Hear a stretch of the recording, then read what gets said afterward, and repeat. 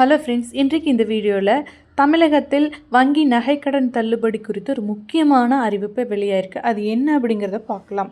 தமிழகத்தில் தொடக்க வேளாண்மை கூட்டுறவு வங்கிகள் ஆயிரக்கணக்கில் செயல்பட்டு வருகின்றன. இந்த வங்கிகள் மூலம் விவசாயிகள் தேவையான பயிர்க்கடன், நகைக்கடன், கறவை மாடு, சிறு வணிக கடன், மத்திய கால கடனான கிணறு வெட்டுதல், ஆழ்துளாய் கிணறு அமைத்தல், மூங்கில் வாங்குதல் போன்ற பல்வேறு கடன்கள் வழங்கப்படுகின்றன.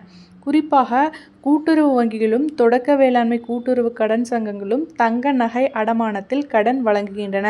கடந்த சட்டசபை தேர்தலின் போது திமுக தேர்தல் அறிக்கையில் தாங்கள் வெற்றி பெற்று ஆட்சி அமைத்தால் கூட்டுறவு சங்கங்களில் 5 பவுன் வரை நகைக்கடன் தள்ளுபடி செய்வதாக அறிவித்தது.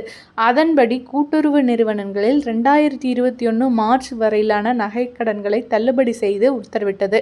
அதற்கான பயனாளிகளை தேர்வு செய்ய பல நிபந்தனைகள் விதிக்கப்பட்டன.